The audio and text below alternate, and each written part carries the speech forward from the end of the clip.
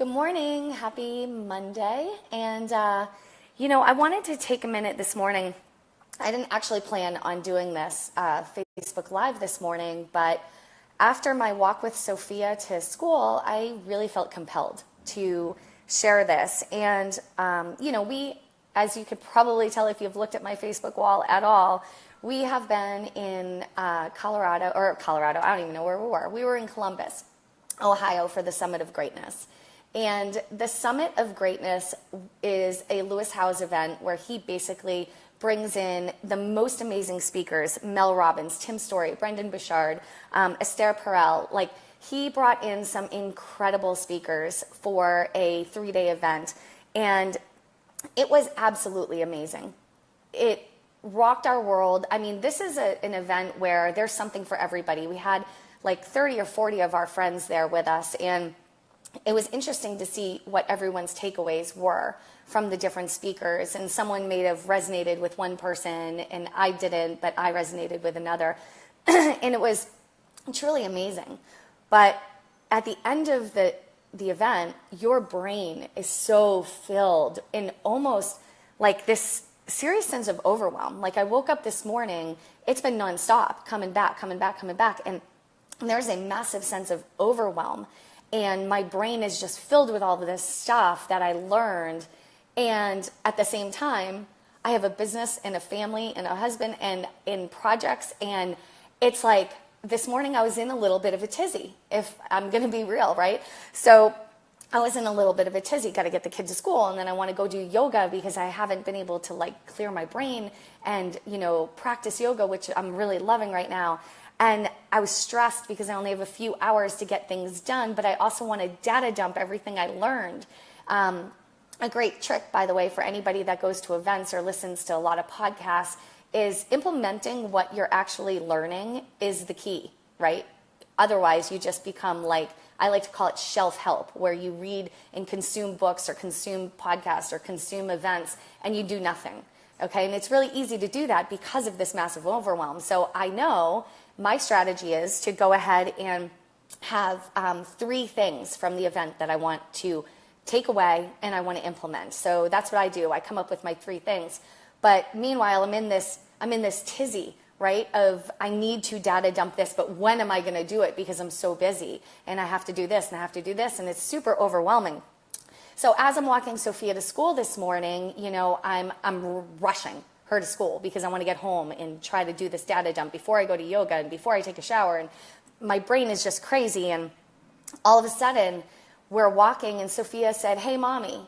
And I looked down at her. I said, "Yeah, baby, we got to get to school." And she goes, "What are 3 things you're grateful for?" And I was like, God, that stopped me in my tracks. And we practice gratitude since she turned 2 a year ago. Every single night before she goes to bed, I ask her what 3 things she's grateful for. And then I share my 3 things every single night. And I guess as a parent, it'll almost make you cry. As a parent, you don't realize what's going to stick, and she'll sometimes say my Princess Castle or Daddy. Every once in a while she comes out with a really good one. She'll say my heart, I'm grateful for my heart, or something like that. But for her I feel like she was intuitive to know that I was in a little bit of a tizzy this morning, and she literally stopped me in my tracks with, what are 3 things you're grateful for, Mommy? And so I froze. I squatted down next to her stroller, and I really thought about it. And I gave her my 3 things, and she said, "Okay, Mommy, I love you. We can go now." And it was I don't know, it was the most magical thing. So gratitude is something that we practice every day, and I do practice every day, but I forgot about it this morning, and because I was in such a tizzy. So I just wanted to get on and share this with you, and it was just such a beautiful way to start my Monday morning with having my 3-year-old ask me what I was grateful for, and it completely froze the tizzy. It completely froze everything because I could focus again on the amazing things that are in my life. And by the way, if you're going through a shitstorm right now, because that happens to all of us, you can be grateful for things that are in that shitstorm that are going to make you come out the other side a better person. It's not always easy, you can always find things that you're grateful for, no matter the shitstorm that you're in.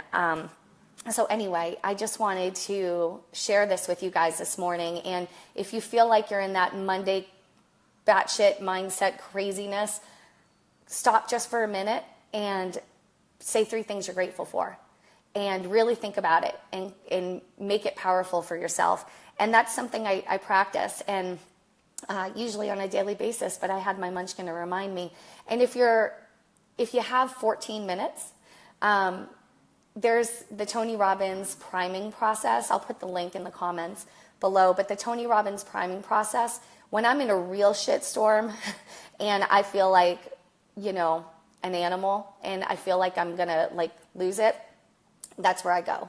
And I do that priming process, and it really resets the clock, and it resets me in every way. So anyway, that was my story this morning, and I hope that helps some of you maybe reduce that overwhelm, reduce that stress, get back into your heart and sharing with love, and have a great Monday. So off to yoga now. Love ya. Bye.